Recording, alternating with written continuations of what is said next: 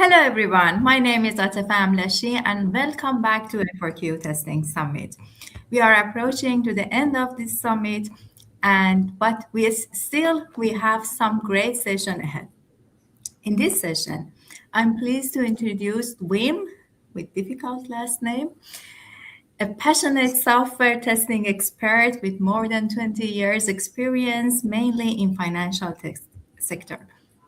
Wim is deeply involved in the testing community as he is one of the co-author of ISTQB CTFL 4.0 syllabus and also test analyst and agile tester syllabus. Agile tester is a recently launched certification from ISTQB. Hello, Wim, and welcome.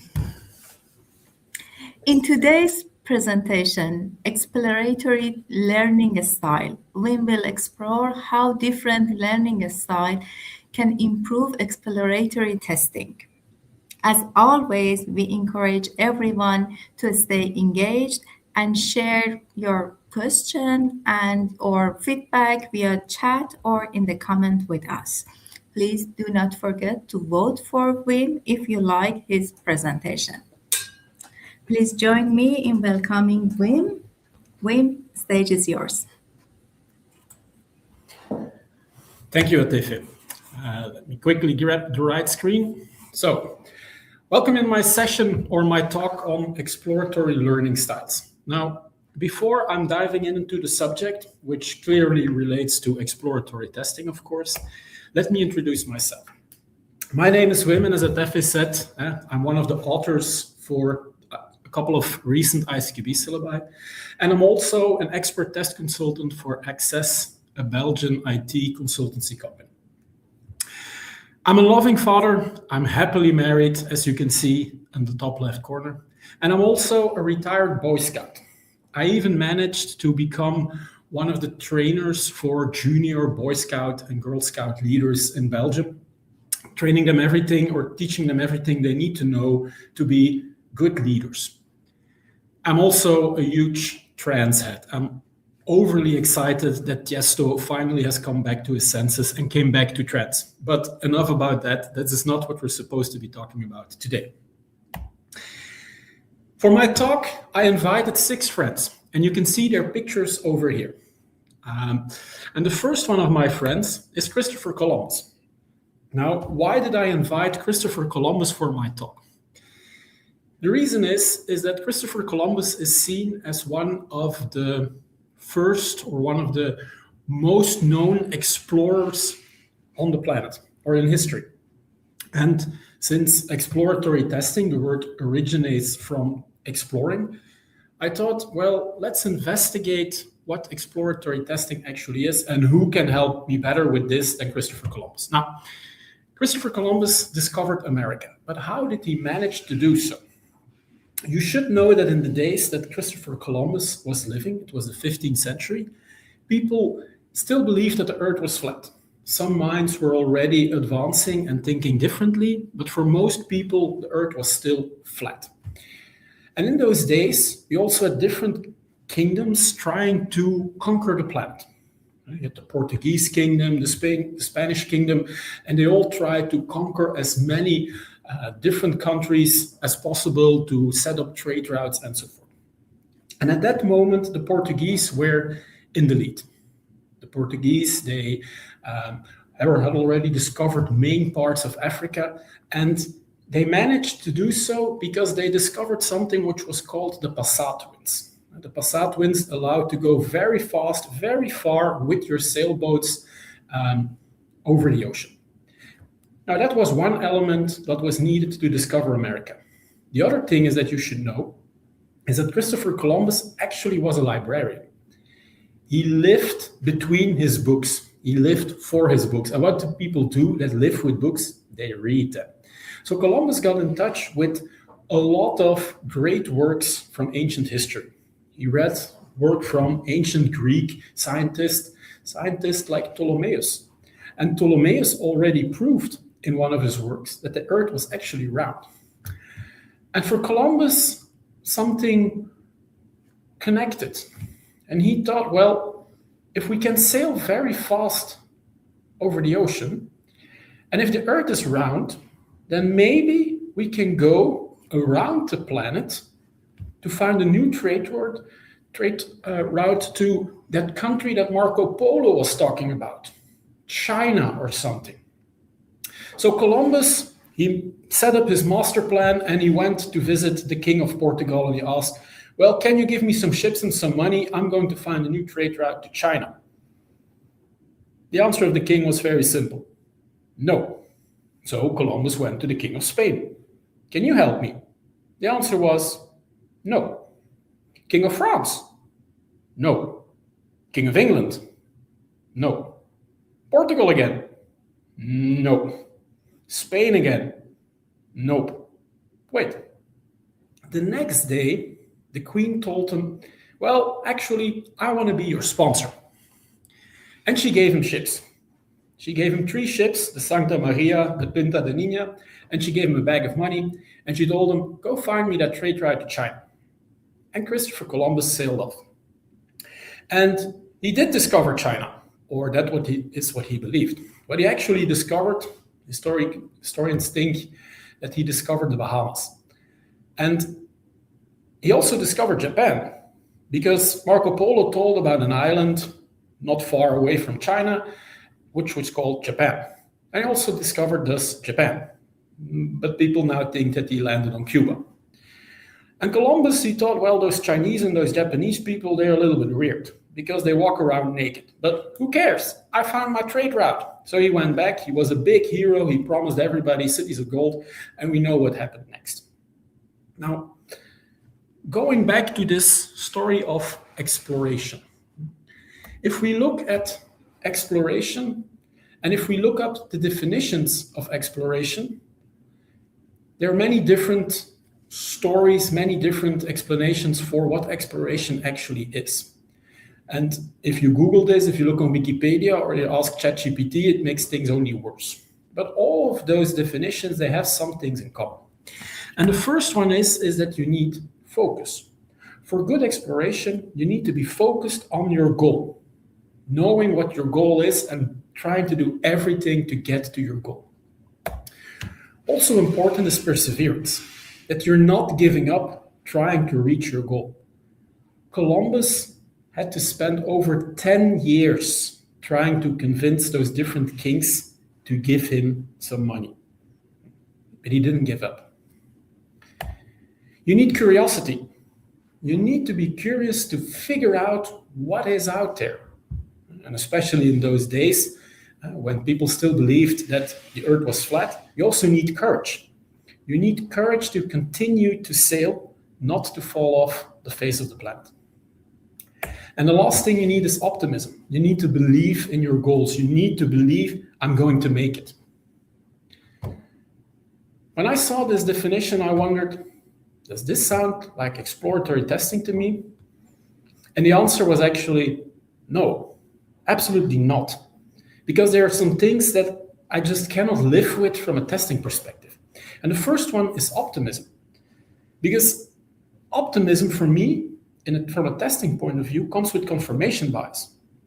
That you're only looking for things that work. You're only doing happy path. Hey, my code works. Confirmation bias is typically attributed to developers. They test until they can prove that their code works, and then they ship it to the testers. And the testers do all the negative testing. But negative testing, you cannot call that optimistic. And that courage part, I also don't like it. Because courage comes with taking of risks. And testers are usually risk averse. They can live with a small risk, but big risk, and especially those where you can fall off of the face of the planet, doesn't sound like something a tester would do. So this definition of exploration and exploratory testing, it doesn't fit me. So I continued my search. And my search led me to my second friend. My second friend is Roger Bacon. And he was already off the planet. He already died 200 years before Columbus even walked the planet. And Roger Bacon, if you don't know about him, don't worry, it's not that important. But Roger Bacon is known for experimentation. He's seen as the founding father of the concepts of experimentation.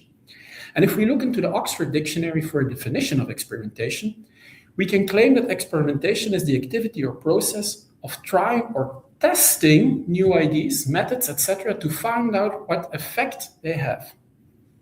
I already like this definition, but let's look in a little bit deeper into what experimentation actually is. And experimentation is actually related to the scientific method. Scientific method, again, if you never heard of this, it's not a problem. If I'm explaining this, you will probably say, yeah, that makes sense. It's actually the process that any scientist, any college professor, and so on follows to do scientific research. Now, what is the scientific method? It has 5 steps. The first one is that you need to define your question to investigate. And for those of you who had to write a master thesis, there you also had your question to investigate. From that question to investigate, you're going to create an hypothesis. You're going to create an idea. There's a correlation between these data elements, or there's a logical relationship. If I do more of this, it will be less of this. You will have an hypothesis. And then you need to do an experiment to measure whether your hypothesis is correct or not. So you're going to gather data. And once your experiment is done and you have your data, you're going to analyze that data. And it's important, of course, with the experiment that your experiment is not biased, already directing you into a confirmation of your hypothesis. That is cheating. That is not scientific. You're going to analyze that data, and from that data, you're going to draw conclusions. Conclusions as in, my hypothesis is correct, or my hypothesis was incorrect, or almost correct. And usually the hypothesis then needs to be redefined. And when I heard about this, I said, well, yeah, this is actually the same thing what we do when we test. Defining your question to investigate, that actually matches with defining what is the scope of testing. What functionality, what feature am I going to test? You're going to have an hypothesis. You will have some ideas of how the things will work, how it will function, or what the results will be. Gathering your data, that's actually performing your test. Analyzing the data is looking at the test results. And I'm not talking about pass, fail. I'm actually talking about what is occurring. What is the actual result in ISQB terminology? And from that, we will learn something. We will draw conclusions. Whether the actual result actually matches the expected result, maybe we had the wrong expectations. That's also something you can learn. But we have that learning part. And as you remember, it is part of my title of this session. So I want to dive deeper into that learning part. But first, I would like to introduce you my third friend. And my third friend is Cam Kaner. And people who are into exploratory testing most likely have heard of the name of Cam Kaner. Cam Kaner is, together with Michael Bolton and James Bach, seen as the founding father of exploratory testing. And Cam Kaner created different definitions of exploratory testing. It came in different versions, and the last one is currently the version that we are using to define exploratory testing. And what is exploratory testing according to Cam Kaner? Exploratory testing is simultaneous learning, test design, and execution. The execution part, yeah, that is clear. You're doing your testing and you're seeing what the results are. The test design, we can also imagine during exploratory testing what that means. And we're coming up with different cases that we would like to investigate. These are the hypotheses that we create and the setup to gather the data for our experiment. But the simultaneous learning, that is where a lot of people struggle with. If I ask, I've given a lot of trainings, if I ask people explain me exploratory testing, I get a lot of different explanations, typically using words like randomly clicking some places, just trying out things, just exploring, wandering around. But the learning part typically doesn't come out of those definitions. Well, actually, this is the core part of exploratory testing, because it is the learning, doing the analysis of what you've seen or what you've experienced, to redefine your hypothesis. That is an essential element within exploratory testing, within the scientific method. So that learning needs more depth. So what is learning? Again, the Oxford Dictionary. Learning is the acquisition of knowledge or skills through study, experience, or being taught. Most people, when they think about learning, they think of being in a classroom, being taught. And then afterwards, they have to study for an exam or prepare a task or something like that. That is learning. But that's not the only way of learning. Learning can also happen through experience. And learning is not always formal. If you're in a classroom, if you're in a training room, or even if you're attending this conference, this is a form of formal learning. The organizers of those learning sessions have set up everything so that you have the optimal ability to learn something. But what you learn, I cannot fix that. I cannot make sure that you will learn what I want you to learn. I can only hope for that you will learn or get the insights and the knowledge that I would like to share with you. Let me explain that with a small story. You remember from my introduction that I said that I was a coach, a trainer for junior Boy Scout and Girl Scout leaders. And we used to do different, I'm going to say training sessions, but it's not really trainings. And on one of those sessions, what we did was we did role playing. We had a group of junior leaders and we did role playing out in the real environment. So we did role plays in the forest, we did role plays in a city, we did a role play in a supermarket. And for that role play, some of them took up the role of being a kid with a certain problem, like running away or missing their mommies. And others one had to take up their own role of being the leader. And they had to deal with the situation. And then we discussed and evaluated and looked at what were the lessons learned. Now, after an entire day of doing all of those role playing, me and my we asked our participants, what did you learn from today? What is your biggest takeaway? And all of them were answering, yeah, I've learned this and that, and things that we wanted them to learn. But one answered something completely different. And it still stuck with me. Because he started telling a story about something that we didn't plan for. In the supermarket, he saw a toddler running away. And he saw the mother of that toddler chasing her toddler and just distracting him with something fun. So he got away and he was no longer looking at the stairs. She didn't shout at him, hey, watch out, or something like that. She just distracted him. She played airplane with him and put him in the other direction, and he ran back into the store. And that is what stick with him. He said, that is what I learned, that you don't always have to shout things like watch out, but that you can also distract kids out of dangerous situations. And that's something that stuck with me, that somebody can learn something completely different than what you've planned to learn from. Learning is something personal. Okay. We know now what learning is, and we know that learning is more than studying or being in a classroom, but how do we actually learn? Well, we learn through our senses.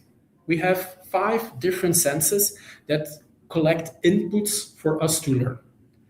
Some people have a 6th sense, but if you can see dead people, maybe you should see a psychiatrist.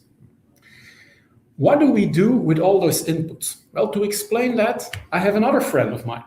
And Paul Gerard, he's a personal hero of mine. Paul Gerard is a tester. Well, actually, he used to be an engineer, but he's gone completely into testing. And he has done a lot of interesting things for the testing community. He was even a speaker at the A4Q Testing Summit. I don't think this year, but the past years, he was also present. And Paul Gerard, he came up with a model. He calls it the new model of testing. And you see in this model a lot of arrows going back and forth. I'm not going to explain all the details of his model. You can see the link on the screen. It's a YouTube video in which Paul, the master himself, explains exactly how this model works. But what is important for you to remember, to understand what I tried to explain to you, is that testers create a mental model of the system they're testing.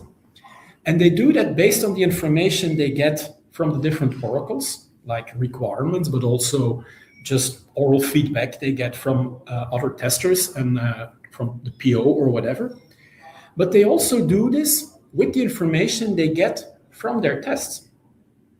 So the feedback they get from the system, the outputs, the result they get out of the system are also used to refine the mental model that testers make out of the system. And it is that model that is then used again to do better testing. And this maps into the scientific method, because the mental model is actually your hypothesis that you create. And from that hypothesis, you're going to test to make sure that your model is correct, that your hypothesis is correct. And you will get results. And if those results are not correct, you have to redefine your model. You have to redefine your hypothesis. See how everything is connected? Okay, so we know now what we do with the inputs. We create a mental model. But how do we process those different inputs? For that, I have yet another friend. And if you have read the abstract of this talk, you would know that I was going to bring in David Kolb. Now, David Kolb is not a tester. David Kolb is more into psychiatry and so on, and he's famous for his theories on learning. And one of his models is called the experiential learning cycle. Now, how does this learning cycle work? Very simple. You can experiment something. For instance, you're touching an electric wire. And from that experiment, you might experience something. You might get an electric shock. And most likely, you don't think that is pleasant. So you have a negative experience of touching an electric wire. So you're going to reflect upon that. Was it a good idea of me to touch an electrical wire? Well, probably if it's not connected to a power source, then it's not a problem. So you're going to conceptualize. You're going to learn something out of this, and you're going to make a concept. And you say, well, I can only touch electrical wires if they're not plugged in into the power source. That is a flow. But a flow is not a cycle. Okay. We can translate this flow into things that you do. And from those things that you do, you will feel things.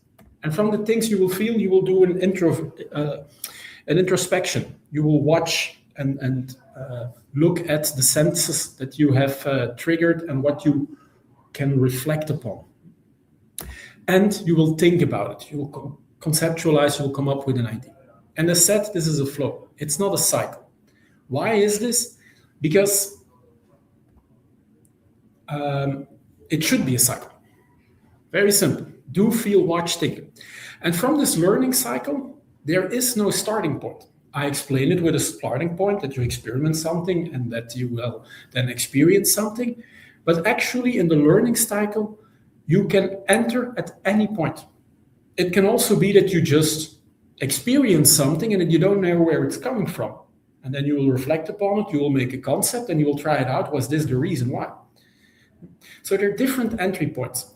And every person has a preferred entry point in a learning cycle, meaning that every person has a preferred learning style. For the different learning styles, you could say that people who are somewhere having an entry point mixed between feeling and watching, those are people that like to gather information. As kids, they are the ones that ask millions of questions. Why is this? Why is that? What happens if I do this? Why isn't this? They like to gather information. That is their entry point into the learning cycle. If you're more into watching, thinking, you like theoretical concepts.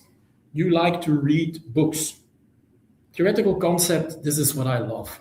The different models that I'm showing you, I can look at them for hours and trying to fully understand them. That's my entry point into a learning cycle. Between thinking and doing, you're more into finding solutions. You like to solve problems. You like to think of how can I tackle this problem and that problem, trying to come up with a solution. That's also a very nice entry point.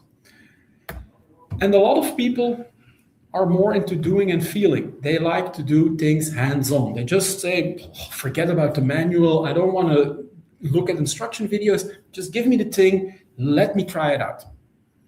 Research has shown that the majority of people are hands-on learners. Now, I said this is an entry point and it is a cycle. To get a full learning, you should actually go through the 4 steps to have complete mastery of something, to completely master a certain piece of knowledge or a certain skill. So whatever your preferred learning style is, your preferred entry point, if you really want to master something, you also are going through the other steps to make sure that it really is your own. Okay, having explained this, I would like now to map this onto exploratory testing. And we start with people that are working hands-on, because majority of people are hands-on learners. Hands-on learners, what they try to do is they try to recognize things. What do they try to recognize? Well, defects. You're testing and you want to recognize defects. It would be stupid that you're doing certain actions and you don't see the problems on the screen. They also want to recognize interesting items. I would like to investigate that a little further. Not now, but in another session. And recognize questions. Yeah, that's interesting. I should ask the developer about this, or the PO, or the UX designer, or whoever is involved. You also want to recognize dead ends. Dead ends in the sense that I don't need to further explore this part of the system. I've done enough. It's okay. You want to recognize patterns. Hey, the behavior on this page looks similar to the behavior on that page, and on that page I have that action. So let me try it out if I can also do it here. So what you're actually looking for is that you want to recognize behavior. That is typically the entry point for people that are hands-on testers, hands-on learners. They're trying to recognize behavior by interacting with the system. People who have an entry point of gathering information, obviously they're going to ask questions. Who is using the system? You try to understand the different personas, the different stakeholders that are involved in the process to know what is important to test. What does the system actually do? What are the features of this system? When will this system be used? That is also an important question. Is it a 24/7 service, or is it only for a ticketing site, only when there are new tickets available for a new show of a certain artist? Where will it be used? Is it an app for booking transportation in a city? And it will be used probably out in the open. But some apps or some applications are used deeply underground where there's no internet connection. Those are questions you would like to ask. And also, of course, you ask for the why. You want to know what is the value of this system. And all of this helps you to understand the context, to understand how and when and why the system will be used. Because if you have an answer to these questions, you can put yourself into the persons, the users, their shoes, and you can empathize with your users and thus test more from a user perspective. But these are not the only questions to ask. There are more questions that you would like to ask. Huh? Really? And so? What you do as a tester is that you're going to challenge whatever is on the testing table. Do we really need this feature? Yeah. And who is waiting for that part? It's okay to challenge the requirements, because by challenging them, by really challenging, does this have any value? You can try to improve the quality by not including features that nobody needs. People that are into theoretical concepts, their testing approach is most likely that they're going to read and review. What are they going to read and review? Yeah, of course, user stories, API descriptions, requirements, UX designs, the manual. They're going to do a lot of reading and reviewing. And why are they doing this? Because they're looking for facts. They need knowledge. They need knowledge to base their model, their mental model upon, and to have a correct model. But they're also reading and reviewing, sorry, that's the wrong button, to ask the question, what is missing? They want to know what is missing from these requirements. You do reading and reviewing to improve the requirements and to say where are the contradictions and to look for facts to get understanding. But you also do reading and reviewing of those different work products to get an understanding of what is missing here. What pieces of information do I also need to get a better mental model? So do both. People that are into theoretical concept, they also like to investigate. What do they investigate? Assumptions. Assumptions made by themselves, assumptions made by the developers, assumptions made by the business. Because we all know, or I hope you know, that assumptions are a tester's worst enemy. Never assume. You should know. You're going to investigate your developers. How do they work? Are they vibe coding or are they doing it themselves? Are they junior developers? Are they senior developers? How long are they already working on this project? What is their style of doing development? Do they write their own unit tests or did they just throw it over the wall? Those are things you want to investigate. You want to investigate the history of the system you're testing. You want to know what were problems in the past, because there's always a likelihood that they will reoccur. You're going to investigate the platform on which your system should be working, because there can be triggers that might trigger failures in your system.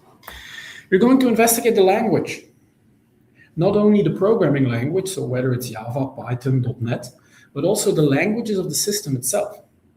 I come from Belgium, and here typically, especially if these are government websites, they need to be in the 3 official national languages, meaning Dutch, French, and German. You also need to look at those things. And you're also going to investigate your data. What is the data that is needed for this system, and where do I get this data? Can I generate this with the help of an LLM, or do I need to go for scrambled production data? And is that still representative of the actual data that will be used in the system? Or do we need to do a data migration first? You need to investigate your data. And why do we do this? Because we want to investigate risks. We want to know where things can potentially go wrong. So we can also assess how bad are those risks, and we can balance our testing based on those risks. People that love to find solutions, well, they're typically going to brainstorm. What are they going to brainstorm? Well, obviously the tests that they would like to perform. But there are more things that they would like to brainstorm. For instance, test tours. I don't know if you're all familiar with the concept of test tours, but test tours is something, and sorry for the name dropping, that originates from James Whittaker. James Whittaker used to be head of testing at Google, used to be head of testing at Microsoft. James Whittaker wrote a couple of books that are also cited in different ISTQB syllabi. So he does know what he's talking about. And a test tour can be compared to a city trip. If you go to a city trip to one of your favorite European cities, for instance, to Barcelona or to Rome, you could go for a highlight tour, just visiting those elements that everybody says, this is what you must see. So you could test the highlights of your system, the selling elements, the things that marketing is most proud of. But there are other tours that you can do. You could, for instance, go for a back alley tour. And what is a back alley tour? Well, the locals in a city are typically not using the main roads. They're using the back alleys because that goes a lot quicker. So maybe you can also try to figure out, what are the shortcuts in my system? How can I do things faster? Or you can go for a wrong tour. So a wrong turn tour is is that you always do the wrong thing. So whatever you're on a certain page, and you definitely are not going to fill in all the mandatory fields, but you're doing something else. You're doing it wrong. You can get into very interesting results. And there are many different other tours. You can always dive into this in another moment. More things you can do are using mnemonics. You can brainstorm mnemonics Mnemonics are some donkey bridges. These are abbreviations where every letter stands for a different word, and that different word is then a different perspective on your system. One of the most known mnemonics used within testing is San Francisco Depot. And San Francisco Depot comes from James Buck. I remember one of the friends of Ken Kainer who came up with exploratory testing. San Francisco Depot is from James Buck. And San Francisco Depot, well, the S in San Francisco Depot stands for structure. What is the structure of your system? How is everything connected? What are the different components? What is interacting with what? What are the adjacent systems? The F is for functions. What should my system do? What shouldn't it do? The D is for data, already discussed. The I is for interfaces. What are the different interfaces, APIs or user interfaces that my system has? The P is for platforms, already discussed. O is for operations. 60% of an IT budget on average goes to operations. So it is something important. So what is the viewpoint on operations? How easy is it for them to keep your system up and running and to maintain it and to install updates and so on? And the T is for time. Is anything related with time? And it goes beyond just time behavior as performance, but other things with time as well. You're going to brainstorm checklist. Why did I include checklist? Because the focus sometimes is too much on creating test cases, while a lot of test cases can be replaced with checklist. And the advantage of checklists is that you can easily spread them. You can print them out, share them with your colleagues. Your colleagues can enhance your checklist, can reuse them. It's very easy to use. And when you're testing, you can just put the checklist aside and just say, check, this is okay, check, check, check, check, check. Very easy instead of input, action, expected result. Use checklist. More things to use, more things to brainstorm, heuristics. Now, heuristics, not everybody is familiar with the concept of heuristics. So I'll try to explain what a heuristic is. If you would have to solve a puzzle or a Sudoku puzzle, for those that like to play this, and I would ask you, how do you start? What are the first actions you typically do when you have to solve a puzzle or a Sudoku puzzle? Different people have different starting points. Well, that order of steps to start solving that puzzle is their own heuristic on tackling that problem. And we as testers, we also have our heuristics. If we have to test, for instance, an input field, we're already trying out some things. That's our heuristic for testing an input field. And the more experience you have, the bigger your heuristics will be, the bigger your set of heuristics will be. So try to grow your set of heuristics. And you can do that, and that is why I put the lamp here. You can do this by talking to your peers. Ask your peers, for instance, what defect made them most proud, because you can learn from this. You can learn from other people's stories because that will help you to enhance your set of heuristics. And before you start typing the question, I'll share my story. The defect that makes me most proud is a defect that is already detected more than 15 years ago. I started my career testing ATM machines, doing money withdrawals, cash deposits, and so on. And on one of the cash deposit machines, I detected a very nasty defect. What is the problem? Well, you might not be aware of that, but it occurs quite often that people forget to take out their notes when they do a withdrawal. And the ATM machine will then swallow those notes and put them somewhere separate in a different compartment. And an ATM machine, or at least the ones that I tested, they had 2 of those compartments. And then it would go out of service because it could not store any more forgotten notes. Now, what did I detect on that cash deposit machine? That if the second timeout occurred and the second time those notes got swallowed, the entire balance of the ATM machine would get transferred to that person's account. Meaning that if you would let the ATM machine swallow your 50 euro note that you've withdrawn, you would get an amount of tens of thousands of euros transferred to your account. Now, that is a defect that would have cost the bank a lot of money. So I was very happy to have detected this. And I said, it's 15 years old, so don't try it. Banks are aware of this problem now.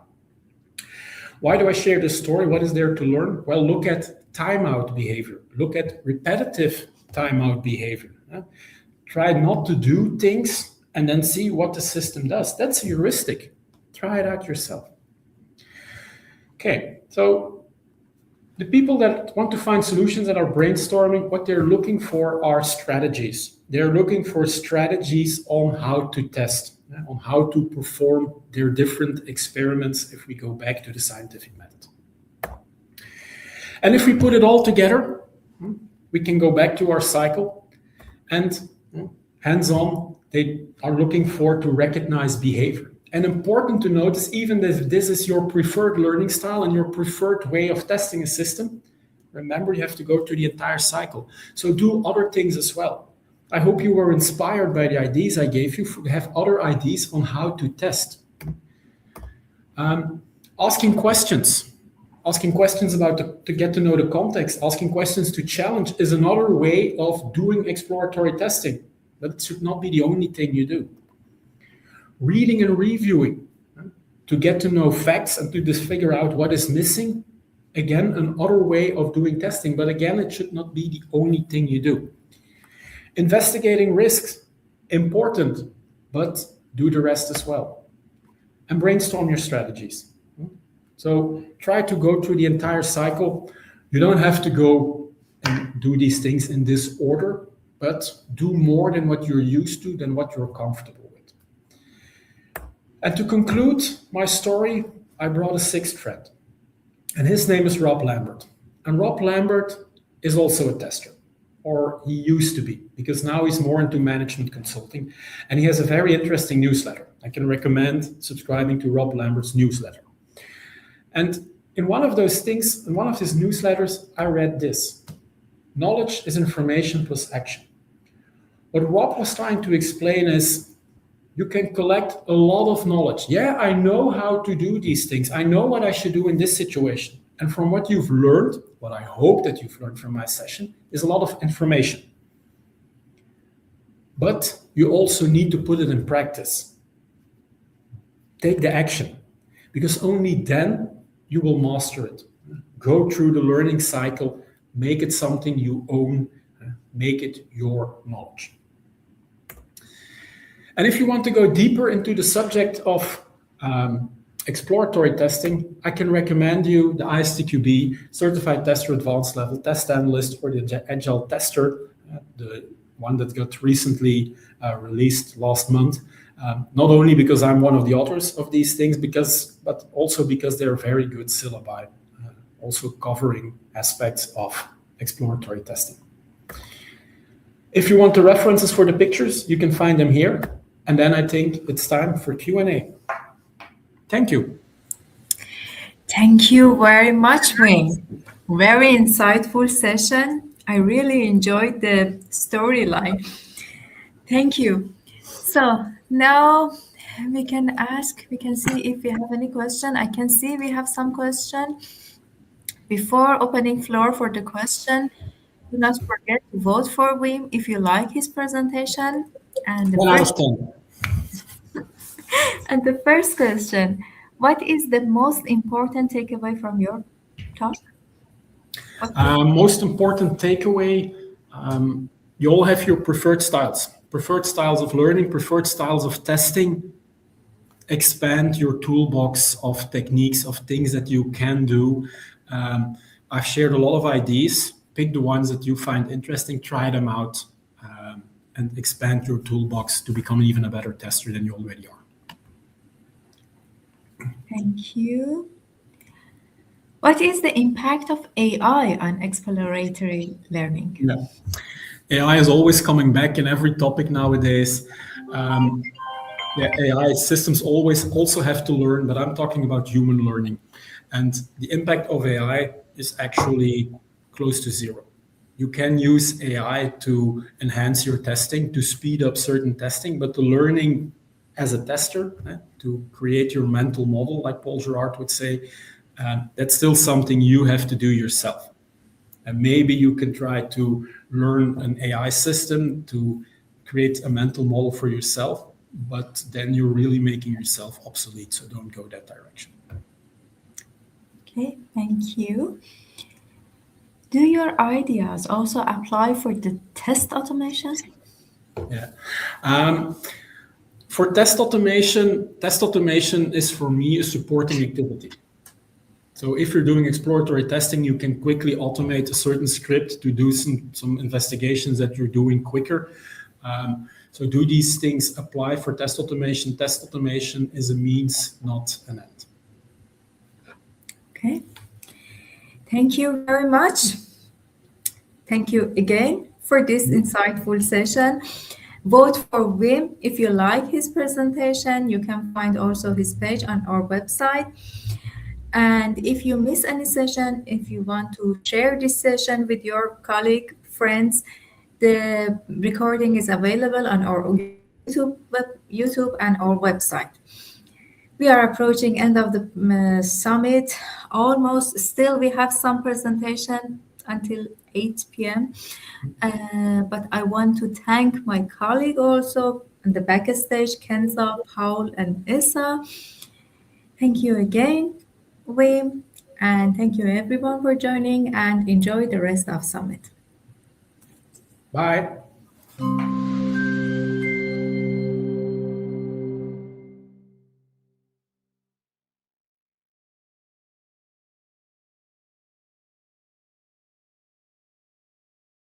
Meet ISTQB Prep. Designed for future ISTQB certified testers, ISTQB Prep gives you everything you need to prepare effectively, from realistic exam simulations to AI-driven insights. Practice like it's the real exam.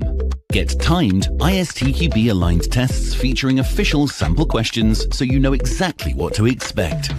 No more second guessing. Receive instant feedback with clear explanations, helping you understand why an answer is right or wrong. Stay on track with detailed performance analytics. Pinpoint your strengths, identify areas to improve, and watch your confidence grow.